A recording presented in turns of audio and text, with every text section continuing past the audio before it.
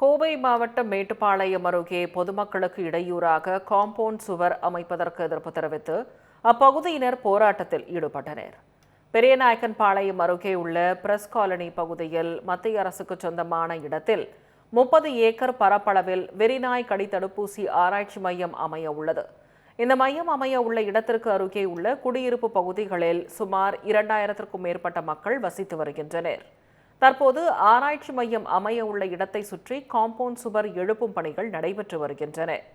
சாலையை ஒட்டி அமைக்கப்படும் இந்த சுவரால் பொதுமக்கள் வாகனங்களில் செல்ல முடியாத நிலை உருவாகும் என கூறி அப்பகுதியினர் ஜேசிபி வாகனத்தை சிறைப்பிடித்து போராட்டத்தில் ஈடுபட்டனர்.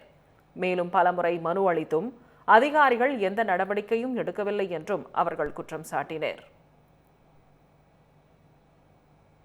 அதான் ஒரு வண்டி போனால் ஒரு வண்டி கிராஸ் ஆக முடியறதில்ல, 2 வீலர் போனால் ரொம்ப சிரமமாக இருக்குது, ஸ்கூல் வேன் வர்றதில்ல, அப்புறம் ஆம்புலன்ஸ் வர்றதில்ல, ரொம்ப சிரமமான வழி. கொஞ்சம் எக்ஸ்ட்ரா நிறைய குடும்பமெல்லாம் இதில் தான் போகிறாங்க. முன்னேறி மக்கள் ஜாஸ்தியாக இருக்கிறனால ரொம்ப டிராஃபிக் அதிகமாக இருக்குது. அதனால் ரொம்ப குறுகலான பாதையாக இருக்குது. அதனால் கொஞ்சம் ஜாஸ்தியாக வழி வேணும். சார் வணக்கம், என் பேர் அமுதா. நாங்கள் இங்கே பாலாஜி கார்டனில் இருக்கோம். பாலாஜி கார்டன், சீனிவாச நகர் பூராமே இங்கே தோட்டத்து ஏரியா எல்லாமே இருக்குங்க. எல்லாத்துக்கும் இந்த வழி தான் இவ்வளோ வருஷம் எல்லாம் யூஸ் பண்ணிகிட்டு இருந்தாங்க. இப்போ இந்த குன்னூர் பாஸ்ட் இன்ஸ்டியூட்டுக்கு வழி ஒப்படைச்சனால இவங்க காமன் வால் இப்போ நெருக்கமாக கட்டிட்டு வராங்க சார். இது ரொம்ப வருஷமாக போராடிட்டே இருக்கோம். பட் வேலை ஜரூராக நடந்துகிட்ருக்கு.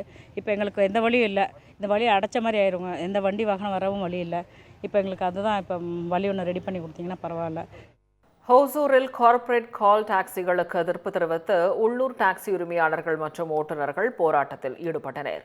ஹோசூரில் உள்ள ராம் நகரில் நடைபெற்ற இந்த போராட்டத்தில் நூற்றுக்கணக்கானோர் கலந்து கொண்டனர். போராட்டம் குறித்து பேட்டியளித்த உள்ளூர் கால் டாக்ஸி உரிமையாளர்கள் கார்ப்பரேட் கால் டாக்ஸிகளால் நேரடியாகவும் மறைமுகமாகவும் சுமார் 10,000 குடும்பங்கள் பாதிக்கப்பட்டுள்ளதாக தெரிவித்தனர்.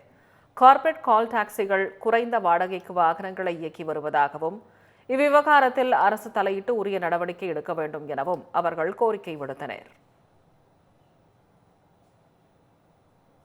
மாநகராட்சியில் கார்ப்பரேட் கால் டாக்ஸி உள்ள வந்து நேரடியாகவும் மறைமுகமாகவும் ஒரு 10,000 குடும்பங்கள் வாழ்வாதாரத்தை அதெல்லாம் பாதாளத்துக்கு தள்ளுற மாதிரியான வேலை பார்த்துட்டு இருக்காங்க. இதை தடுத்து நிறுத்தி இந்த கார்ப்பரேட் கால் டாக்ஸியை வெளியேற்றணும் அரசாங்கத்துக்கிட்ட முதல் கோரிக்கை. 2வது கோரிக்கை, எல்லா மாநிலத்திலும் சீட் பர்மிட் இருக்கு. எங்க தமிழ்நாட்டில் 12+1 மேல சீட் பர்மிட் கிடையாது. தமிழ்நாட்டில் 19+1, 20+1 சீட் பர்மிட் தரணும்னு அரசாங்கத்துக்கிட்ட கோரிக்கை வைக்கிறோம். அவ்வளவுதான்.